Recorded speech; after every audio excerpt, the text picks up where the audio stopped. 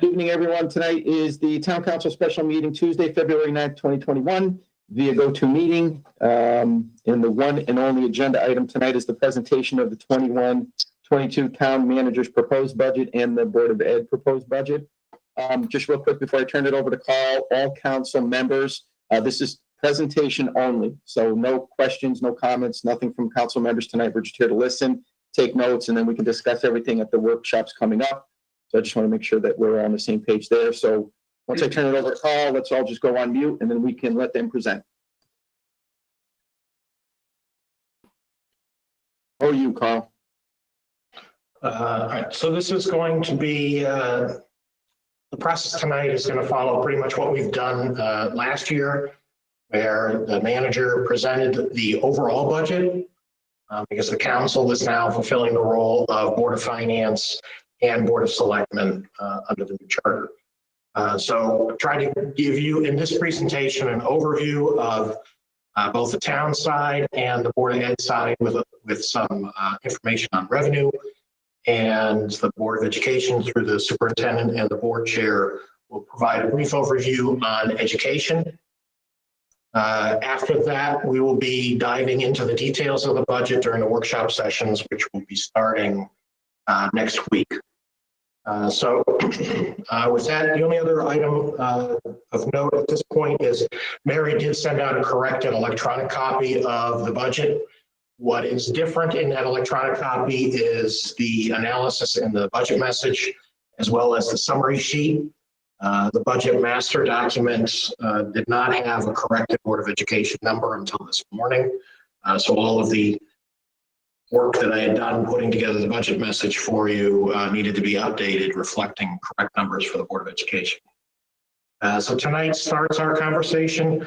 There's going to be a lot to talk about. I'm going to be looking for an awful lot of council direction this year as we try and balance the budget so that we can move forward ultimately to budget referendum, which I'm assuming we will have this year, and the governor will not have an executive order to the contrary.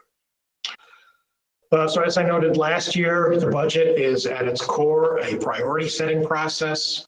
There are scarce resources in the form of tax dollars, and there's going to be competition over those tax dollars. Competition always leads to choice.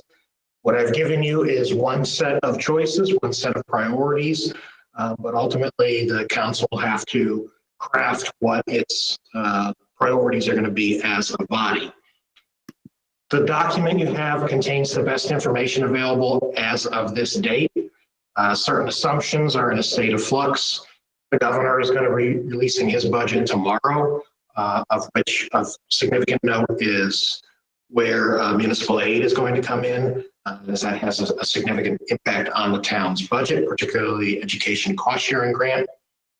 There are other fundamental assumptions, such as the pension programs, where we're waiting for refined numbers to come in. Liability insurances, again, we're waiting for refined numbers to come in. Healthcare, both the town and Board of Ed built their budget around being participants in the state partnership plan. Numbers came out for that this afternoon, and we're both going through those numbers, trying to see what that translates into in terms of where we can go with the council for further reducing expenditures. So that will be part of the topic of conversation as we go into the workshops. So the bottom line, and to start the process, total budget expenditures, that's town, Board of Ed, debt, and capital, are proposed to increase by 4.86%. The tax rate to support the proposed budget is proposed to reduce by 1.31%. Looking at the expense lines, the town government is across the top. There's a $144,000 increase, or less than 1%. Board of Education operating is proposed to increase by 2.9%. Debt service, between town and education, there's a net reduction in debt service, which the council knows about based on the refinancing we did. As it breaks down for the purposes of budget, the town's debt service is going down, while the Board of Education's debt service is going up. But again, it's not one side versus the other. It's bottom line to the taxpayer, debt services overall for the town going down. Capital is where we need to have some good discussion during the budget process. I've got town capital going up by 2.7 million. I'm using fund balance against that to pull down what the net exposure is going to be to the taxpayer. However, we really do need to have a conversation around projects and equipment to be funded. Education is in at 338,000 in capital, which will be less than what the Board of Education will be presenting later. It's based on conversations I had with the superintendent to try and refine a budget to give the council a good launch pad for further conversation. So overall, it's an increase of 2.7 million or 4.86%. On the revenue side, to finance the budget, this year we're implementing the new market values that came out through revaluation. As I noted at our last town council meeting, the grand list grew by 5.7%. However, this conversation as it relates to the budget takes place before the Board of Assessment Appeals has had an opportunity to hear those appealing their assessments. So in crafting the budget, I assumed a discount to the grand list growth so that at least we've got a reasonable starting point when we're talking about mill rates this early in the process. The final grand list will be known later in March once the Board of Assessment Appeals is done, which then lines up for the town council and its public hearing with the public before referendum, which provides an opportunity to make further adjustments to the budget. State aid. State aid is used to limit property tax increases, and the amount of aid that comes to Clinton makes us very sensitive to any volatility that comes through in the governor's budget. We're looking forward to see what the governor has for the next biennium. It comes out tomorrow. What we assumed when building this budget was assumed that the education cost sharing grant, or ECS, was going to continue to decline. Historically, it's been on the downswing for several years now. However, the governor has made statements leading up to the budget about making municipalities whole, trying to support towns in their COVID recovery. So we really need to see what the details are going to be in terms of what that's going to look like, whether it's going to be municipal aid in the form of continuing funding so that there is no reduction in what's provided under the state's existing grant programs, or whether or not it's going to be a mixture of injecting CARES Act or other federal COVID recovery dollars into the mix and keeping existing programs on whatever trajectory they were on before. For the purposes of trying to keep an eye on where and what the education cost sharing grant could mean to the town, if it was level funded, that would reduce the mill rate by another 0.16 mils. We've assumed a $260,000 reduction in ECS, which is the trajectory the formula was on going into the budget. The other municipal aid lines are assumed to be level funded. Most municipal aid that goes to the town is a function of state bonding. It used to be in the state's operating budget, but it's been bonded now for very many years. So we're assuming that the state will continue to bond its obligations to municipalities under those programs. Fund balance is a major factor in this year's revenue stream based on some of the capital demands that the town is going to have to wrestle with. I noted last year during the budget process that my overriding concern was not that budget, but this budget, and the need to have fund balance available to support tax relief this year. So going in, I've taken up the appropriated fund balance line for this year up to 350,000. We've normally done 250,000. So I took it up 100,000 to provide additional cushioning to the taxpayer. The balance of it is really being devoted to capital improvement projects. We've got some big ticket items that have to be realized. So that requires dipping a little bit more into fund balance. It has grown, as you noted during the audit. It is higher than the 15% target that we are striving for the purposes of bonding. So I'm using some of that excess that's in excess of the 15% in order to keep us stable for what we need for bonding purposes, but then return some of those dollars back to the taxpayer as a revenue source to reduce the cost of some of these projects. Permit and fee income is assumed to show some recovery. If you'll recall, we took those down last year in anticipation of a COVID-related recession and impacts to activities that would take place that normally generate revenue. Watching those revenue lines, some have come in higher than what we assumed going into last year's budget.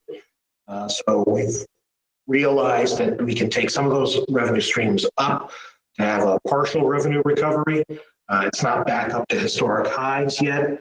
We're waiting to see how the economy recovers.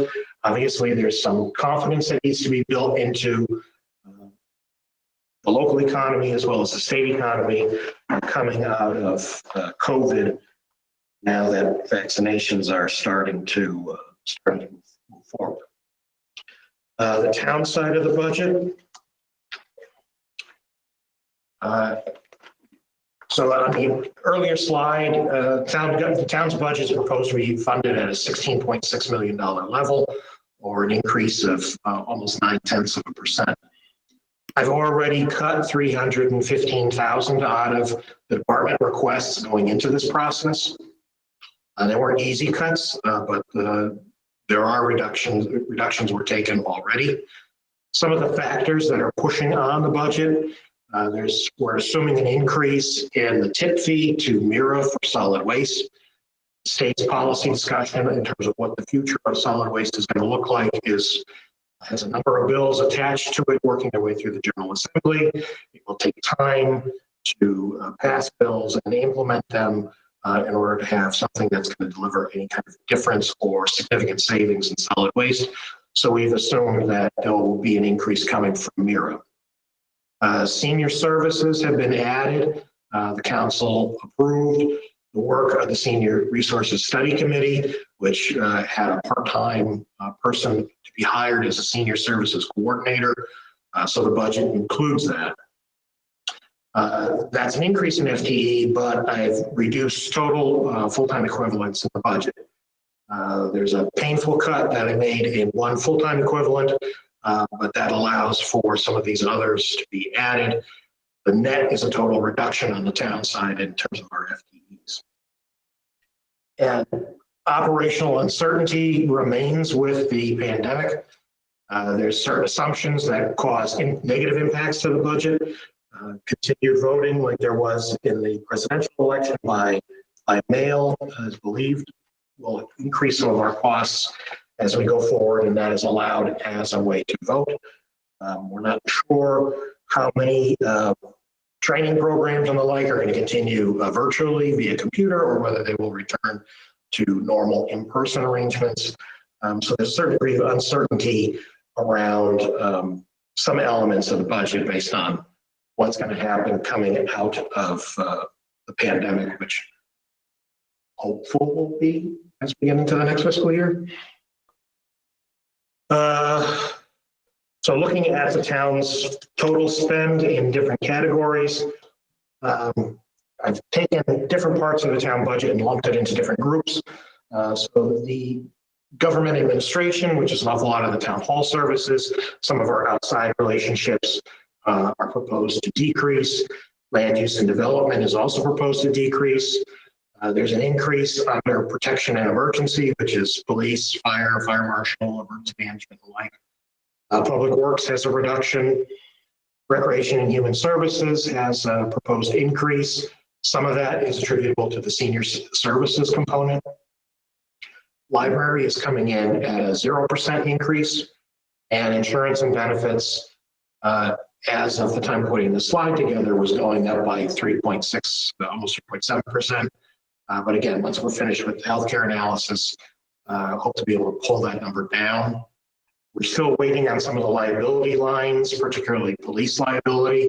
There's a degree of uncertainty in the marketplace right now based on the Police Accountability Act So we're waiting for tightened up numbers coming out of the insurance market. Capital improvements. So to spend a little bit of time here, this gives you the historical perspective of how capital funding has flowed through prior budgets. Last year's and this year's, I've added that green bar of using applied fund balance instead of paying for projects. I guess the language was paying for it out of cash outside of the budget process. We started last year by making it part of the budget process and recognizing the use of fund balance as a revenue. So looking at last year, 1.35 million was set aside for capital. Of that, 825,000 was coming from fund balance, leaving 39% to be funded by tax dollars.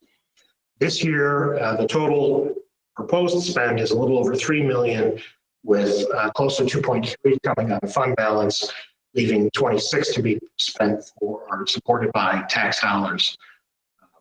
But again, as I've noted already, we need to have a good conversation around some of those capital expenses. What's driving it? There's an ongoing need for critical investments. Deferred maintenance can't be deferred indefinitely. Some projects have to move forward lest we lose the actual capital investment itself. The higher priority projects included in the capital plan include radio replacement, which is the dispatch function, radios used by police, fire, and public works. They're no longer supported by the manufacturer. There's an issue that will now rise with availability of parts. I know it's been discussed at the police commission meetings, and Dennis has reported on that as a liaison report. I've raised it a couple of times in the manager's report. That's $1 million project. We run the risk of losing radio communication if it isn't addressed. Also included is now a state mandated requirement that all police departments have police body cameras and vehicle cameras installed by July 1st, 2022. It doesn't appear as if there's flexibility in that date as a phase-in, so that entire project needs to be funded now in order to comply with the state mandate that was passed by the General Assembly during the summer. There is a state grant program, which for a town like Clinton could defer 30% of the cost. We're assuming 100% of the cost in the budget. That grant funding line seems to be under-resourced at the state level if it's supposed to respond to both the state police and local governments. So there seems to be a shortage on the state side to meet the financial demands that are going to be put upon it by municipalities complying with this mandate. Again, if the governor's budget takes that line up, then that becomes an underlying assumption that we have to bake into the capital plan. And then continuing the practice from last year was continuing funding for the fire apparatus reserve and continued funding for paving, with paving trying to avoid the process of overspending by financing it through bonding, and with fire apparatus reserve is trying to build a savings account to finance costly vehicles as they age out. Debt service. So we reached peak debt and we're starting to see a decline. This is made possible by the refinancing that we did earlier. So that total debt is a decrease of 77,000 or 1.48. So aside from between town and Board of Ed, the total bottom line is starting to level out. Comparing the budget from one year to the next, the slices of the pie haven't changed too much with the exception of capital improvements growing and debt service remaining close to flat as it levels off. Revenue, so this is a little bit more important here. Applied fund balance is significantly larger than it was as a percent of the total revenue pie last year based on the amount that's being used on the capital side. State aid is assumed at this point to be reducing, again, with that ECS reduction. If that comes out to be level funded, then you'll adjust the sizes of the pieces of the pie. The permit and fee revenue is coming back compared to last year, and all of that changes the size of the pie for what needs to be supported by tax dollars. This is what I'm giving you here requires a little bit of an explanation and a desire to understand that I'm trying to put together an honest budget.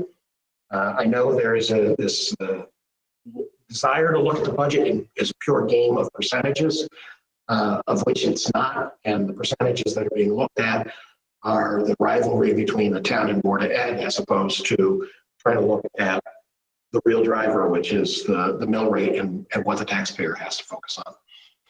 So I've given you two sample budgets to look at. The one on the left with the $59 million bottom line, that's the budget as proposed. That's running all capital expenses, those financed by taxation and those financed by cash or fund balance, through the budget as we did last year. The one on the right simply extracts the cost that's to be covered by fund balance, as was the practice in the past of financing things as a separate action rather than through the budget.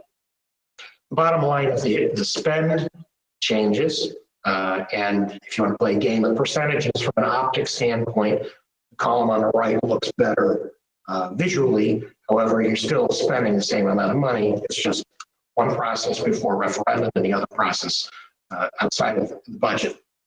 However, you're not really changing the mill rate. Total expenditures may be different, but your revenue stream is also upset, which then really does not budge the mill rate in any way, shape, or form. So it's an honest budget rather than game playing and playing percentages, as some like to report. The proposed mill rate, with the growth in the grand list and a discount that I've tried to hedge, that puts the value of the mill at $1,618,000. That's up from last year. So good news, grand list went up. Bad news, grand list also went up. Because the grand list went up, the goalpost for cutting has also gone up. So last year we were looking at a $15,000 increment to impact the mill rate. This year it's a $16,000 increment in order to impact the mill rate. So if you're looking at reductions and trying to do some calculus for what you could do to reduce taxpayer liability, you have to be constantly thinking in that increment of $16,182. That's what reduces the mill rate. If you're looking at a cut that's less than that dollar amount, you really have to have other cuts to back it up to support $16,182 to make sure you're making a cut that actually means something to the taxpayer instead of a cut for the sake of making a cut. That 1/100th of a mil reduction to the average taxpayer results in about $2.24 of relief. So the cutting or reducing of expenditures would have to be greater than 1/100th of a mil to be doing something significant. So the proposed mill rate, as we have it tonight, is 30.84 mils, 0.41 mils less, or 1.31 below where we were from the last 2 years. We coming off of a 0% tax increase last year due to the extenuating circumstances of COVID. How that mill rate breaks out, so out of the 30.84 mils, 17.86 mils are devoted towards education. 2.15 mils are devoted to public safety response, 1.42 are for public works and the like. Debt and capital are in at 4.29 mils. Trying to figure out what an average taxpayer this year is a little bit more difficult than it was last year because of reval. Reval looks at market values in terms of what is sold on the market. So you've got changes in home value. It's not a monolithic average house. The value of a house goes up during a reval based on the type of home it is, a cape versus a colonial versus a ranch, versus a contemporary versus a condo. Values also change by neighborhood. So something that's at one end of town may have appreciated more on the market than another end of town. So it's a little hard to come up with a monolithic average other than something that is simply driven by looking at the gross residential side. In a typical reval where you have increases in market values for homes, there may be an increase on the real estate side of the coin. However, since auto values are reviewed annually, an automobile is typically sees less taxes paid because the mill rate does drop.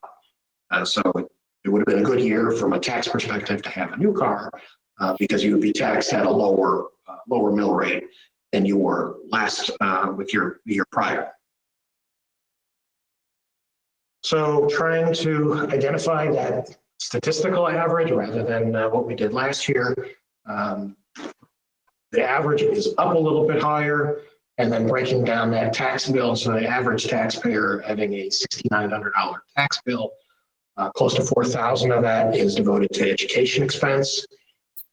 Debt and capital come in at about $960. Library is roughly $90. Park and Rec and Human Services, $75. Public Works, $318. Public Safety Response is $480. Land use and town hall are coming in at $290 and $670. So the point of the budget process is the same as what I laid out last year. There's an opportunity for the council to identify its priorities and set direction for the town. Dollars are needed to articulate where you want to go and what you want to do. This is not necessarily going to be a great budget year, even though you had growth in the grand list. We're still trying to emerge from the pandemic-induced recession, which is putting pressure on a number of taxpayers. So there's going to be tension that goes into this budget process. Difficult decisions went into the budget on my side, putting it together with staff, trying to balance department requests with a sense of fiscal reality and what the taxpayer can absorb. And difficult decisions are going to lay ahead for the council as we go through the workshop process to refine the budget further and have something that's results in a reasonable tax rate. I do want to share with you some initial responses that came out of the budget preference survey that we did. So we did an online survey this year working with some students at the Morgan School.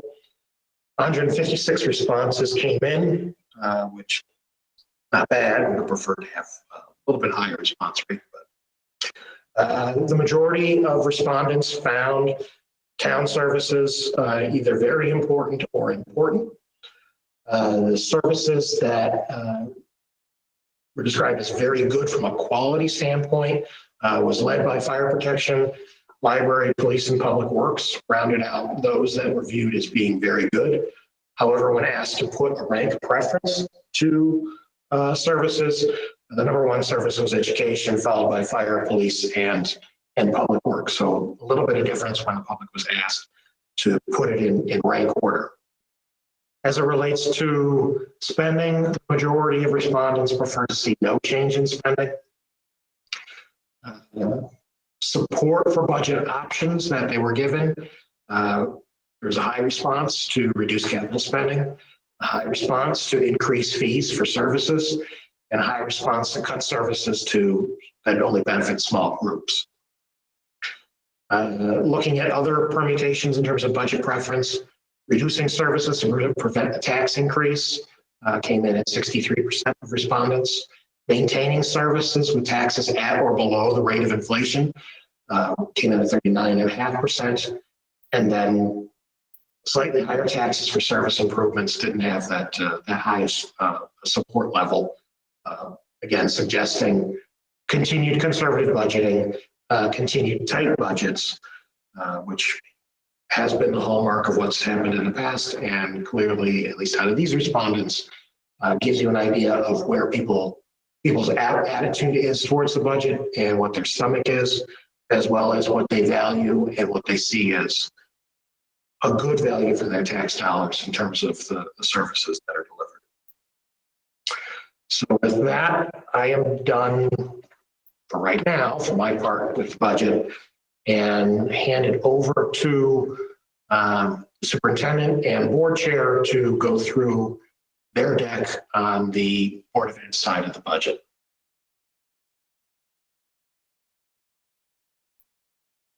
Okay, I'll kick it off.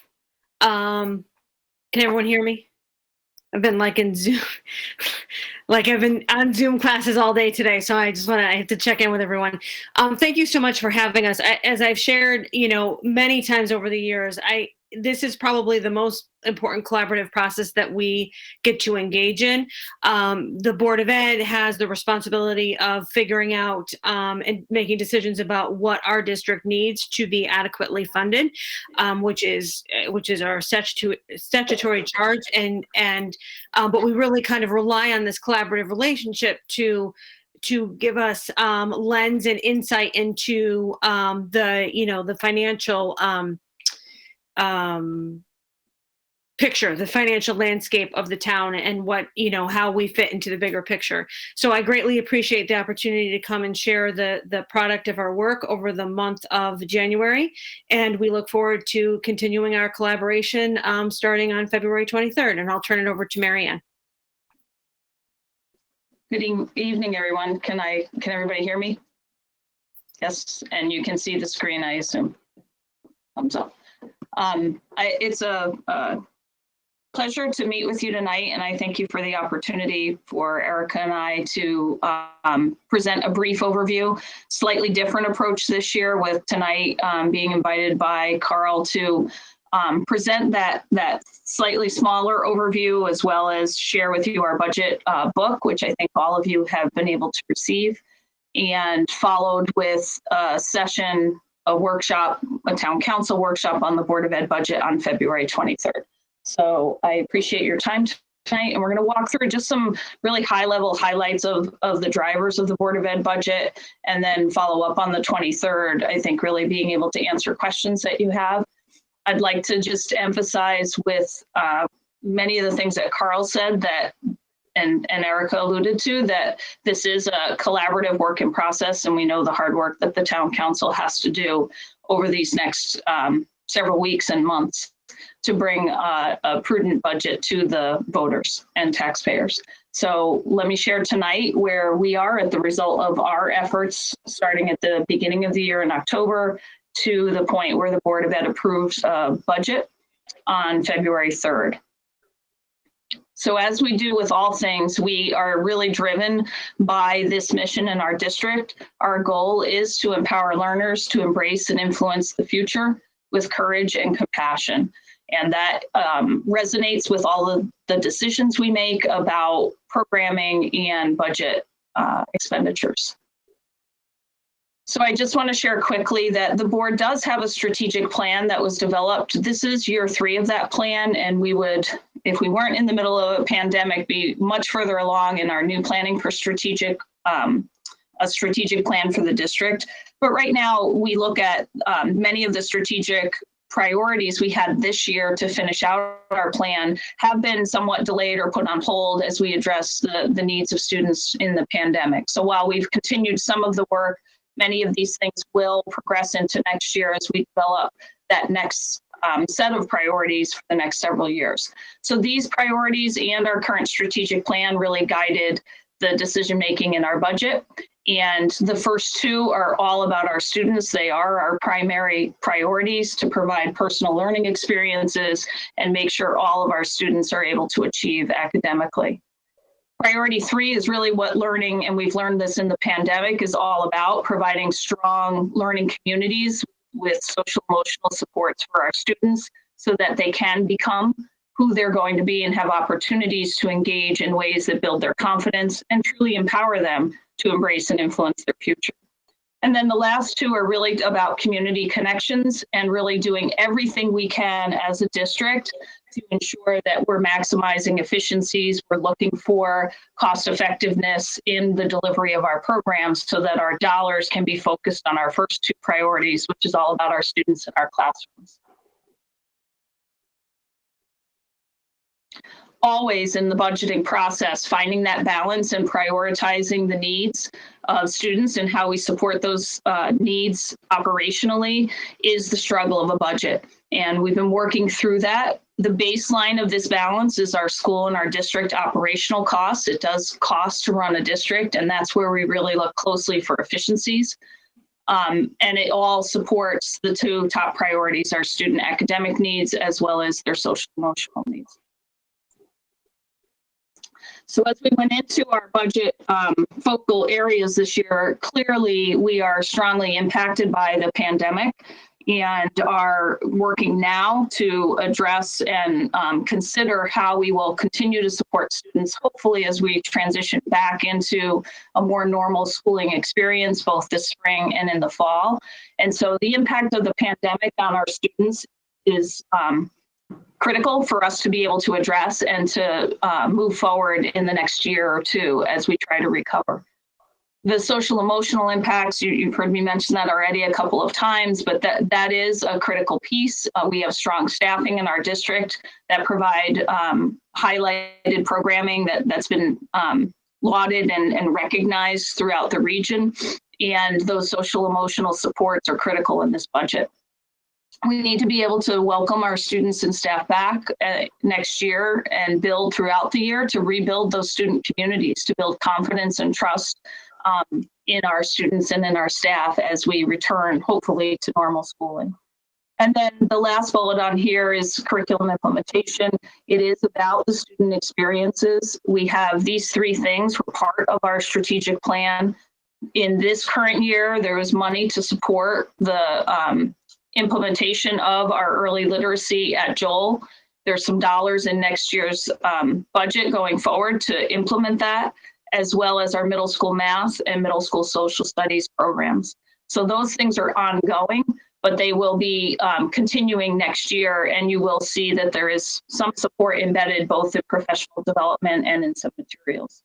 Not major dollars, but it's critical work that we need to do. So in planning our budget, clearly these are all of the things that the board addresses, the administrators address, and then I look at with a fine-tooth comb before I put it before the board, just as Carl has tonight, to really look at all of the different components and take each department budget. For us, they're called cost centers, and work with the directors and the administrators to really evaluate the needs and the requests that came forward. So a lot of those difficult decisions and conversations happened. But we have to make sure that all the things that we do, again, make sure that the instructional core of what's happening in the classroom with students and teachers is at the primary focus of our work and decisions. We want to make sure that we have strong extracurricular programs for our students, especially coming out of the pandemic, as we kind of rebuild and give them those opportunities. That includes athletics, but it also includes a lot of other enrichment opportunities that our kids can take advantage of. Staffing is you're going to see in a minute, staffing is always a driving force in our budget. It makes up the majority of our budget, the costs associated with staffing our classrooms and the support service that work with our children. We really focus our staffing in those areas, and those needs are critical for us. So you're going to see that in the requests that we have in front of you. And then the last bullet, as I've said a number of times in the last several years, we've done some major moves in health insurance and restructuring our district and making decisions to close the school and reallocate resources and cut resources in order to really allow us to continue to thrive at the classroom level with the experiences that we can provide to our students and in a more cost-effective way. So our operating budget, as you saw on some of the slides that Carl presented, sits at just over $34 million. It is an increase of $970,666 at this point in time, and a 2.92% increase. This is what was approved by the Board of Ed last week, and this is what where we're at right now. So as I've mentioned, our major drivers is the biggest portion of our increase is related to staffing costs. This budget supports maintaining our staffing levels where they are. It's critical for us to have appropriate class sizes. One of the things that has allowed us to remain open, even if it's in a hybrid model, is the fact that we have appropriate class sizes, and we have staffing to support that. As we open next year, the pandemic is likely to still provide some challenges to us. That's what we're being told. And we've looked at our class sizes, we've looked at our staffing, and at this point, our proposal is to maintain our staffing this year and keep the appropriate class sizes that we think will help us provide support to students as they transition back.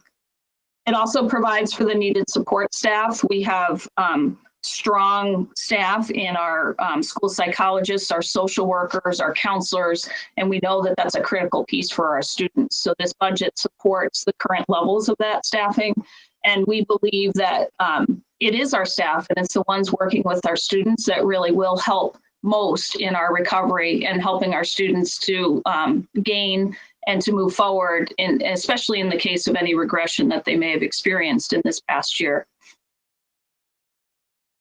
The other side of that, of our staffing, is our employee benefits, and Carl talked about this earlier. The initial projections from the state were 8.5%. I believe that the town budgeted that as well. We did get some updated preliminary projections today, which are good news and trending in a much better direction. So we'll be looking at our costs in this area, and we believe that that number will come down considerably. One of the things I do want to note is that we did make a move, and we moved all of our union groups to the state partnership plan 2 years ago. So we're in year 2 of that, and we have experienced considerable savings. So the total request in health insurance benefits is actually lower than it was in 2018-19. So that's the benefit, and I know the town is seeing that, of our move to the state partnership plan. So although there's an increase here, we expect this number of 468, 454 to come down considerably, and that's something on the 23rd I think we'll be able to have a little more discussion about and talk about. So this is the top portion of our of one of the charts in our budget book, which really gets at the large component of our budget. So if we take all of our salary and benefits combined, the total request is $27,150,492, with an amount change just under $1 million. That makes up about 80% of our budget. It's all going towards our classrooms and the staffing that supports that.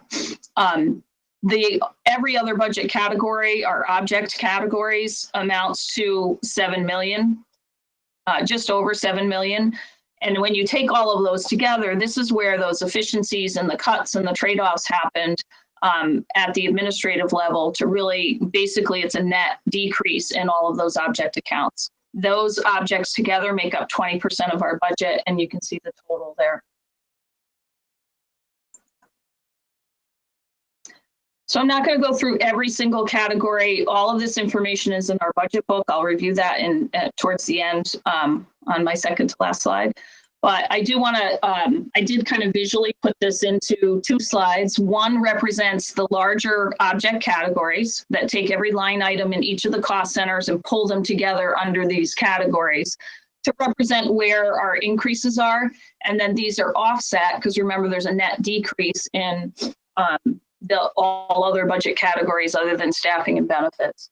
So these represent the increases that exist. A quick description of why. We are seeing some changes in different areas based on what we're going to experience next year in these particular categories.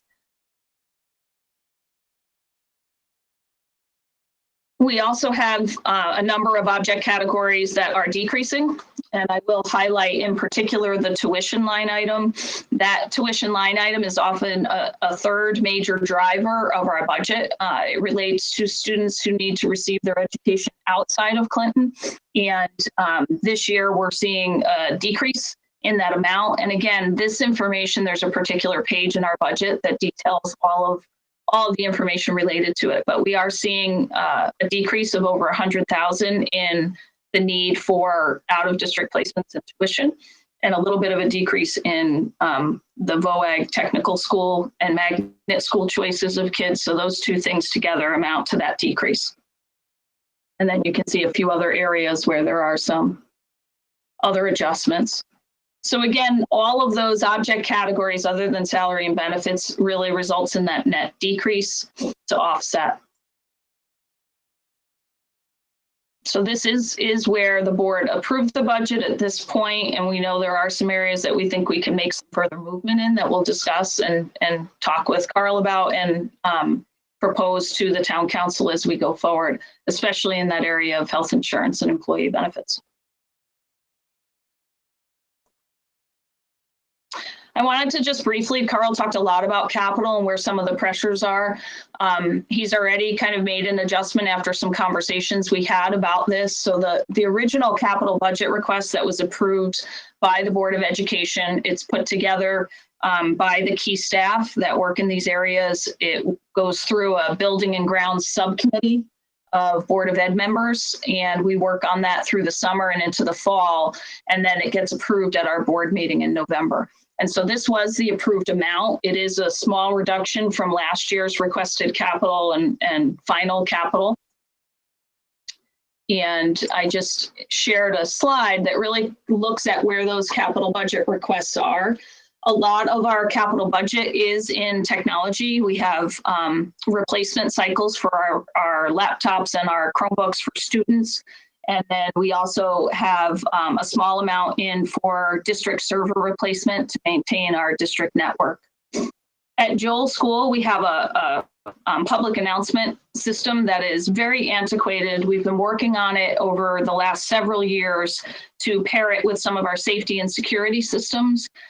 But we're finding that the PA system is failing in certain parts of the building, and some of the normal connections that should be happening if we initiate a safety alarm, we have places where it's not compatible with the system and we're having failure points. So it's an elevated concern for us to do that replacement under that guise of safety. It's not just being able to, page someone in the building or make an announcement. It truly is the critical integration of those systems that provide for the safety of the school. Some of the other categories are areas where we do have replacement cycles. Normally, I've shared some of the detail information with Carl, and I can provide some of it to the town council, and I'm happy to talk about it if we need to at the 23rd meeting. But each of these things are ongoing replacement cycles in our custodial area, maintaining, we do like a classroom a year in our furniture. We delayed that for the last couple of years because we were able to use furniture from our closure of Pearson. But we want to establish that it's basically like a 20-year cycle for a set of classroom furniture. And so that would be primarily at Joel and Elliott. And then there's always certain special ed education equipment that may be needed for students. And so a little bit of the purchases there. We also have an HVAC replacement cycle. So the majority of our smaller HVAC units on our roof, they vary in cost depending on the areas they serve. But we have a replacement cycle. Next year's cycle includes Elliott. There's 3 smaller units that service the front of the building that are 20 plus. Those might be 25 years old and do need replacement. We've been doing maintenance on them. So it's part of our cycle. We were able to leverage some money this year with one of our HVAC units at Elliott that was in capital. So that has reduced what we're asking for in HVAC for these units because we have some remainder based on some good pricing that we were able to leverage this current year. And then the last one is one of our maintenance trucks that we have. That maintenance truck is approximately 13 years old and is in a position where it's in need of replacement. We're not looking for a pickup truck. We're looking for kind of a box truck that will allow us to be flexible throughout the district. As many of you know, our maintenance department is located out at DPW. And our crew kind of loads up there out in the warehouse and then goes throughout the district. So this would give us an enclosed vehicle. It would replace that older truck that was used for salting and sanding and has lots of rot.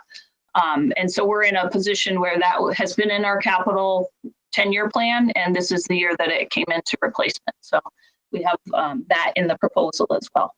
All of those things come together. I'm going to go back one for this total capital budget request. And as we said, Carl's already made a couple of adjustments. my guess is to some of the floor covering. So we've already brought it down a little bit, but we can talk more about our overall request and what the needs are in the future. So I did pull the budget components together for the Board of Ed side. And as Carl said, you know, we can look at percentages and up and down and debt and all those pieces. And he really presented, I think, effectively the whole. But at referendum, it is voted this way. These are the two questions. So I felt like, you know, after talking with him, it was important to present this at this point in time where it stands. And from the Board of Ed budget components, this is what the request looks like. And debt service had the asterisk because we had a tentative number and I was provided the actual number from Carl just a few days ago.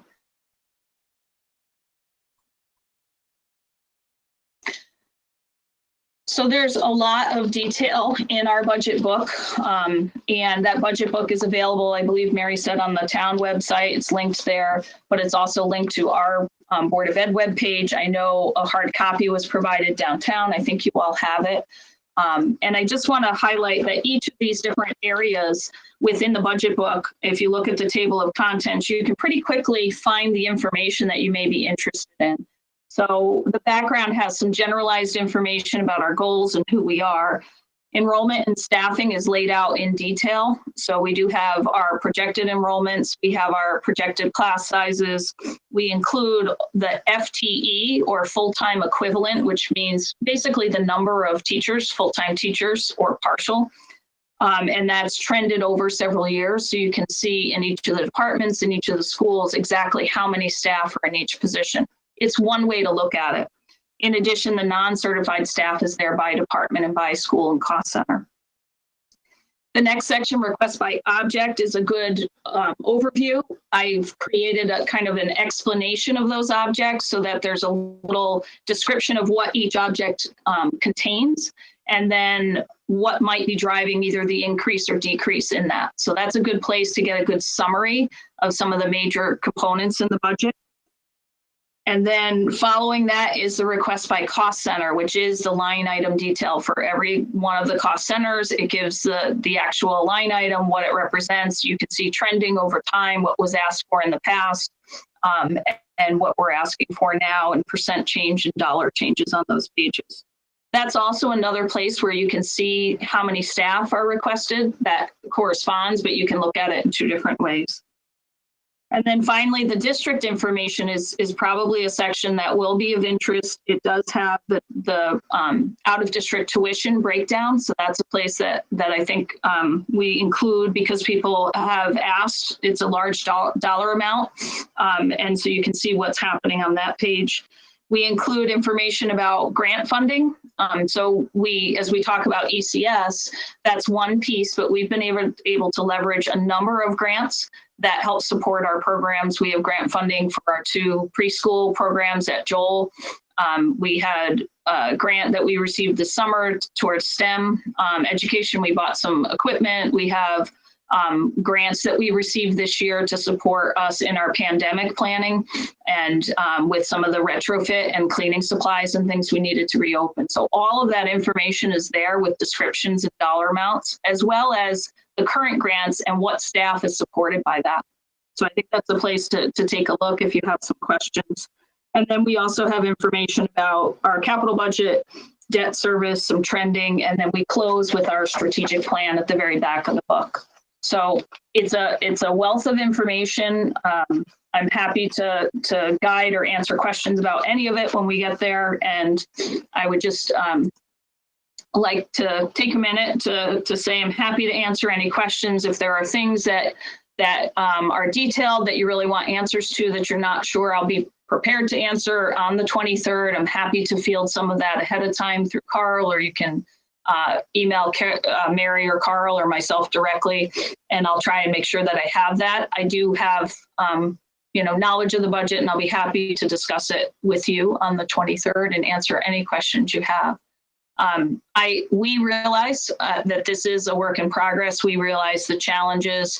I've had conversations with Carl to understand what's happening with the considerations this year for budgeting and where we want to be. Our goal is always to bring in the most responsible, economical budget that we can while still supporting our mission, which is to provide really great quality program for our kids. I'm happy to say that we've done that well over the last several years. We've made major changes, but we've advanced our programming and our student achievement. And we were ready to face this pandemic. And I think we've done that pretty well. We're prepared to use this budget wisely and support our students next year in our schools. We know this is the beginning, and we're happy to work together with you to make this happen and get to a budget that our taxpayers can support. So I want to thank you for your time and know that we'll be ready to respond and answer questions on the 23rd. Thank you, Mary Ann. Also, thank you, Erica and the Board of Ed, for everything that you guys have done so far.